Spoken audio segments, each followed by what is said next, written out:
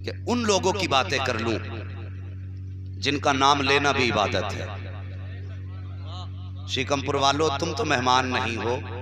मिलक वालों, तुम तो मेहमान नहीं हो। और सहसवान में बोलें तो बारिश में वो बंदे ना जाएं उठ के, और मिलक में बोलें तुम्हें तो हम बहुत करीब से जानते हैं। आप अपनी जो असल तुम्हारी शान है उस शान से सुनिए और उसी ध्यान से भी सुनिए। मैंने बहुत बड़ी बात कही और आपने बड़ी संजीदगी से हजम कर ली। मैंने कहा कि आज उनकी बातें करनी है जिनका नाम लेना भी इबादत है, उनका चेहरा देखना भी इबादत है, जिनके नाम कागज पे लिख के टांग दो तो बलाएं भाग जाया करती हैं। अल्लाह सलामत रखे, ये मुंह अल्लाह करे ऐसे ही बंद रहे, मगर नेक कामों से नहीं, चुगल और गीबत से। हाँ, जो नहीं बोले वो भी अल्लाह करे कामयाब रहे, जो बोल रहे हैं अल्लाह उनको भी मुस्तफ़ा का मदीना दिखा दे। बस तवज्जो करें, मुझे उनकी बात करनी है जिनके नाम दरवाजे पे लगा दो तो बलाएं भाग जाती हैं। क्या तुमने उलमा से नहीं सुना, कभी वो चलती है चेचक, कभी माता, जो वबाई बीमारियां होती हैं, जाते हो मौलाना कोई तावीज़ तो कह देते हैं जा दरवाजे पे लिख दे ली खमसतुन उतफी बिहा हर्रल वबा इल हातिमा अल मुस्तफ़ा वल मुर्तज़ा वबनाहुमा वल फातिमा। अगर ये दरवाजे पे लिख दो तो बलाएं भाग जाती हैं, बलाएं भाग जाती हैं, बीमारियां दरवाजों में दाखिल नहीं होती। आज मेरा दिल चाहता है महराज भाई आज पंजतन का तज़किरा कर ले। अल्लाह को ये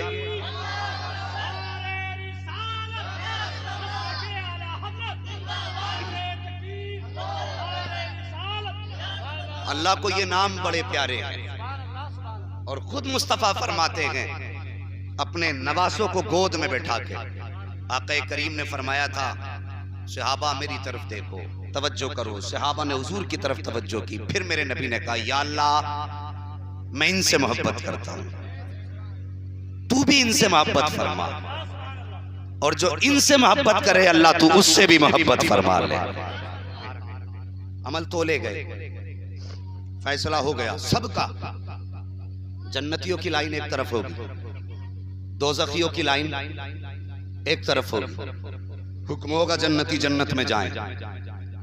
अमल भी पार तुल गए, मीज़ान भी पार कर लिया, और उसके बाद जब जन्नत के दरवाजे पे पहुंचेंगे, जन्नत का दरवाजा खुला होगा या बंद हो, जिस रिवायत पे भी आप गुफ्तगू करें, जन्नत के दरवाजे पे पहुंचेंगे, हुक्म होगा ठहर जाओ। अब मैं बताने लगा हूं पंजतन कौन है, हुजूर की आल क्या है। अमल तुल गए, फैसला जन्नत का हो गया, और जन्नतियों को दरवाजे पे रोक दिया जाएगा, ठहर जाओ। अब क्या हुक्म है, पुल सिरात भी पार कर ली, अमल भी तुल गए, मैदान क़यामत के मैदान में भी खड़े खड़े थक के आ गए। अब क्यों रोका जा रहा है? फिर हुक्म होगा अभी एक सवाल का जवाब बाकी है, अभी एक सवाल का जवाब बाकी है। वो कौन सा सवाल है? का उस सवाल का जवाब देते जाओ, जन्नत में दाखिल होते जाओ। वो कौन सा सवाल होगा? रिवायतों में आता है आखिरी सवाल जो जन्नत के दरवाजे पे पूछा जाएगा वो ये कहा जाएगा बता अली और उसकी औलाद के बारे में कैसा अकीदा रखा करता था? क्या उनसे मोहब्बत थी या उनका बुग़्ज़ था तेरे सीने में? अगर बुग़्ज़ हुआ तो जन्नत के दरवाजे से लौटा दिया जाएगा, मोहब्बत होगी तो जन्नत के दरवाजे में दाखिल कर दिया जाएगा। ये पंजतन है जिनके बारे में जन्नत के दरवाजे पे सवाल होगा। आ रहा है मुहर्रम शरीफ का महीना, कोई बंदा सबील का इंतजाम करेगा, कोई बंदा हलीम का इंतजाम करेगा। किसी के दरवाजे से गुजरने वाला कोई ऐसा नहीं होगा जिसकी प्यास न बुझाई जाए। और हम सबील लगा के जमाने को बताते हैं दुनिया वालों हम यजीदी नहीं हुसैनी हैं। तुमने हमारों को पानी बंद करके प्यासा रखा था, आज हम हर गुजरने वाले को पानी पिला के बता रहे हैं लोगों कयामत तक जितना भी पानी बटेगा मेरे हुसैन की खैरात बांटी जाएगी।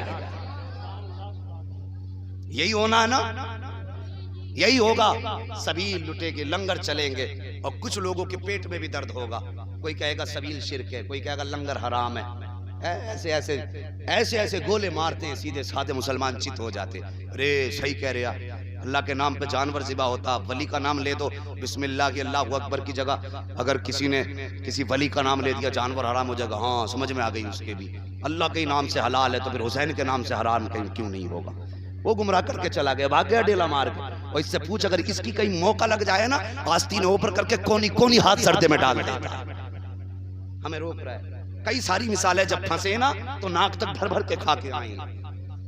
बस तवज्जो करना मेरी बात पे, कितनी बड़ी बरकत है। ओ यार उनका तो नाम भी बड़ा है, उनकी तो निस्बत ही बड़ी है। यमन का एक बादशाह हुआ है, तवज्जो करें, यमन का एक बादशाह था, बड़ा ताकतवर बादशाह। उसके पास बहुत बड़ी फौज थी। हुसैन की मोहब्बत का सिला देखो, बहुत बड़ी फौज उसके पास थी। एक दिन उस बादशाह का इंतकाल हो गया। जब बादशाह का इंतकाल हो गया ना, उसकी जगह पे उसका बेटा तय्यब नामी बैठा। कौन? तय्यब उसका बेटा था, बादशाह था, यमन के बादशाह का बेटा तय्यब था।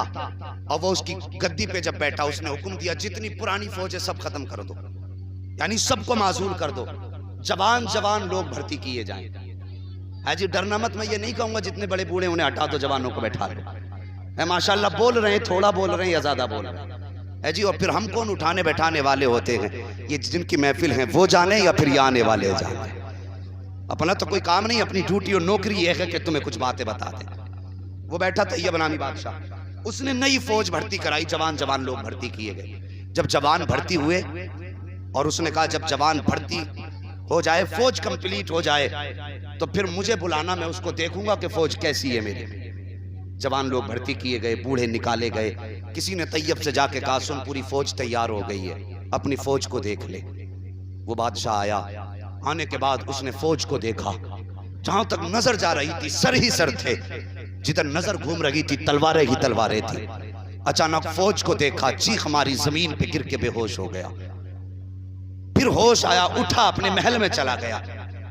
3 दिन के बाद वजीर ने पूछा बादशाह अगर गुस्ताखी माफ हो एक बात पूछूं? कहा कौन सी बात? कहा बादशाह अपनी फौज देख के बेहोश हो गए, आखिर ऐसा क्या हुआ?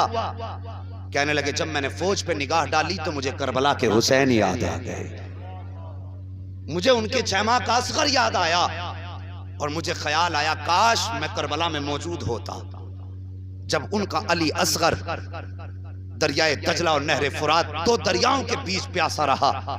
काश उस वक्त मैं होता, मेरी फौज होती, मैं अपना एक एक फौजी उनके कदमों पे कुर्बान कर देता और नहरे फुरात खोद के लाके अली असगर के कदमों पे लाके बिछा देता, लेकिन हुसैन के शहजादों को प्यासा न रहने देता।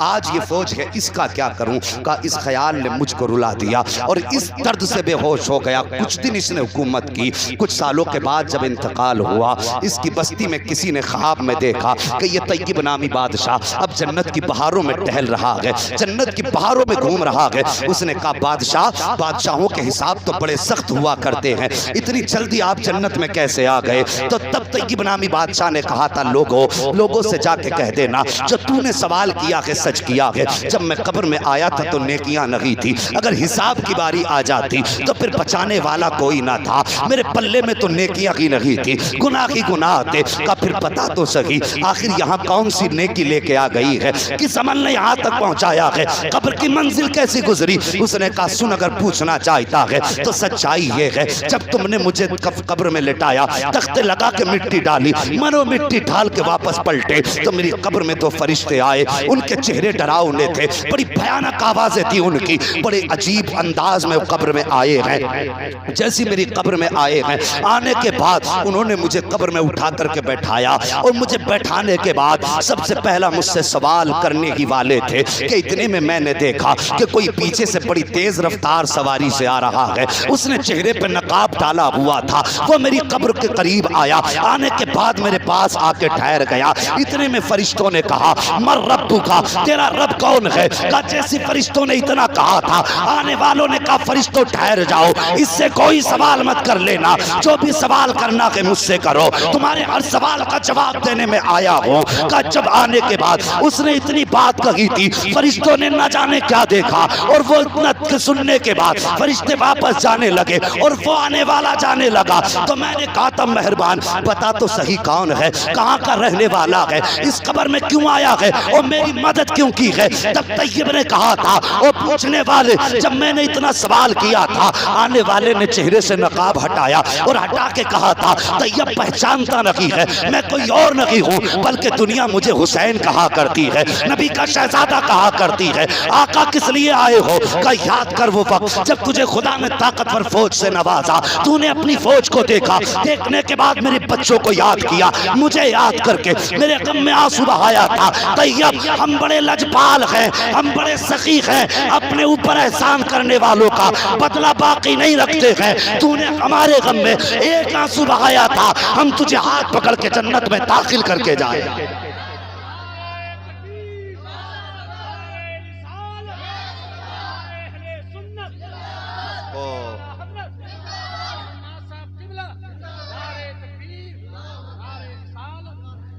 साहिब ये इनकी वफा है, ये इनकी मोहब्बत है। अगर इनसे प्यार करो खुदा की कसम फिर ये साथ निभाते हैं, फिर ये साथ निभाते हैं, मगर शर्त है फिर प्यार भी इनसे होना चाहिए। एक बात और बता दूं, अगर थके नहीं है तो आज ही तो नहीं लोग कह रहे हो, इन लोगों को तो लग रहा है कि गर्मी तो नहीं लग रही भाई। अल्लाह आज की गर्मी के सदके में मुस्तफ़ा के दामन का साया नसीब फरमा दे। जरा बोल दो सुभान अल्लाह। है याद करोगे किसी गांव में गए थे, ये बारिश में भी सुनवाया था, धूप में भी सुनवाया था, पकड़ पकड़ के सुनवाया था, है जी। लेकिन मैं जानता हूं यहां सब अपनी मर्जी से बैठे हैं और उठ के कैसे जा सकते हैं जब मदीने वाले मुस्तफ़ा के बुलाए हुए हैं। भाई उस्मान रजा मंजरी ने बताया था कि बारिश होती है तो समझ लो महफिल कबूल होने लग गई, और मुझे तो ऐसा लग रहा है जैसे महफिल सीधी करबला जाने लग गई हो। अल्लाह सलामत रखे।